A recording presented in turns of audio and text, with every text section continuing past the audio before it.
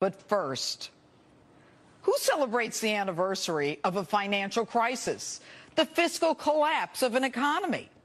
I don't know about you, but when I was a kid, we celebrated Christmas, Thanksgiving, and an occasional president's birthday. Well, actually, only the ones that got us off from school. Hello and welcome to Justice. I'm Judge Jeanine Pirro. Thanks for being with us tonight. This week, President Obama chose to celebrate the 5th anniversary of the near collapse of Wall Street with a backdrop of women dressed appropriately in black. Who does that? Should we now celebrate the 84th anniversary of the stock market crash in 1929? Mr. President, just blocks away in your naval yard, people working for you, gunned down, bleeding and dying. Bodies still in the building, suspects still being pursued, schools and daycare centers on lockdown, your city, Washington, shaken to its core. You don't even recognize the enormity of this tragedy. Instead, you go on a political tirade. Even the Senate had enough dignity to cancel business. The Washington Nationals baseball team had enough respect to postpone their game. But hey, you did give those victims a momentary recognition. Before I begin, let me say a few words about the tragedy that's unfolding not far away from here at the Washington Navy Yard. As if enough about the dead, on with the living, back to political warfare and class divisiveness. And if there's anyone out there who is still wondering whether the President of the United States stayed up 1 minute past his usual bedtime while two real heroes waited for reinforcements on a rooftop in Benghazi, then I have a beach house to sell you in Idaho. Now, I've never seen the country like this. The divisiveness, the class warfare. This is insanity. Everything's a mess. Your domestic policy, your foreign policy.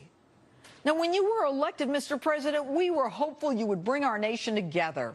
You promised change. And about the economy? If I don't have this done in 3 years, then there's going to be a one-term proposition. Okay. But hey, not to worry. You've got your cheerleaders out there spinning and twirling their batons, like this one. He's brilliant. He has a vision for our country. He's brilliant, has knowledge of the issues and judgment about what the right path would be, respectful of other people's views.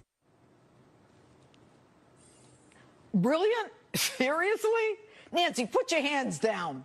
If he's so brilliant, why are we struggling to keep our homes, pay our rent, put food on the table, while our incomes keep dropping? If he's so brilliant, why has the poverty rate gone up? Why are middle-class salaries stagnant? Why have people stopped looking for work? Why are we paying more taxes than ever in the history of this country, while the deficit has never been higher? Why? Because this is the most incompetent administration in American history.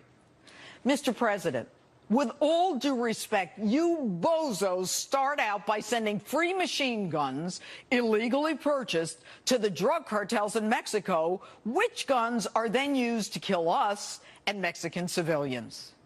And then you use the IRS to target your political enemies and then reward them with $70 million in bonuses after they waste millions of our dollars on play acting and porn in hotels, for which, by the way, they have no receipts, which would be enough to land any of us in jail.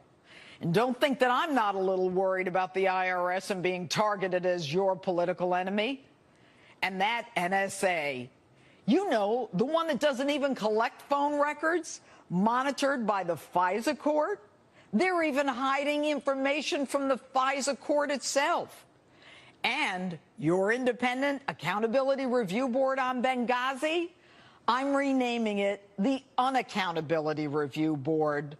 Since when does an investigator give a heads up to the other side, not transcribe the testimony, and then release a draft report to the accused so that maybe they can change it before it becomes public?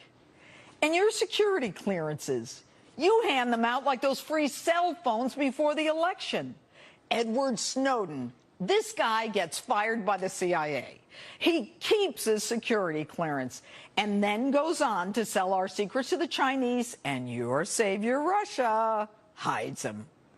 The Navy Yard shooter, he keeps his clearance. That whack job arrested twice for minor shooting incidents, as if any shooting incident is minor.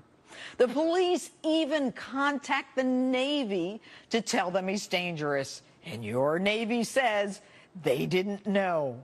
You didn't know? Nancy said you were brilliant. How could you not know? You've been dithering for the past 5 years. Last week, it was Syria. We're in, we're out, we're in, we're out. Well, maybe, kinda, I don't know. Am I interested? I'm not really interested. Should I play like I'm interested, but I'm not that interested? But I think she might be interested, but do I want to be interested? But now she's not interested. So now all of a sudden I'm starting to get interested. And all the while you're just really wondering, are we going to get hopped up enough to make some bad decisions? Talk about bad decisions. Your signature legislative accomplishment, Obamacare. 60% of the American people don't want it. They can't afford it. Small businesses, they can't handle it. But you pride yourself on its passage. So to say it as plainly as I can, health care is the single most important thing we can do for America's long-term fiscal health. That is a fact. That's a fact. But even the unions who trumpeted it want out. If the Affordable Care Act is not fixed, and it destroys the health and welfare funds that we have all fought for and stand for, then I believe it needs to be repealed. And you lied, outright lied, when you said this.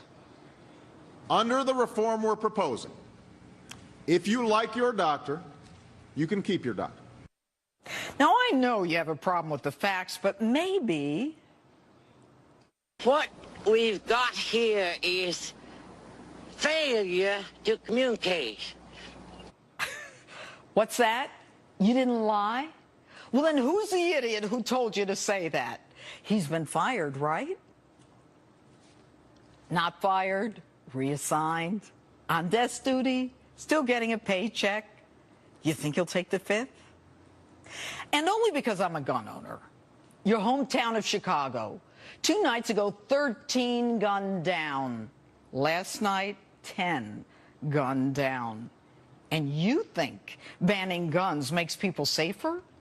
If you're so brilliant, send in the FBI, Homeland Security, send the Marines, send Yosemite Sam, send anyone you have to stop it.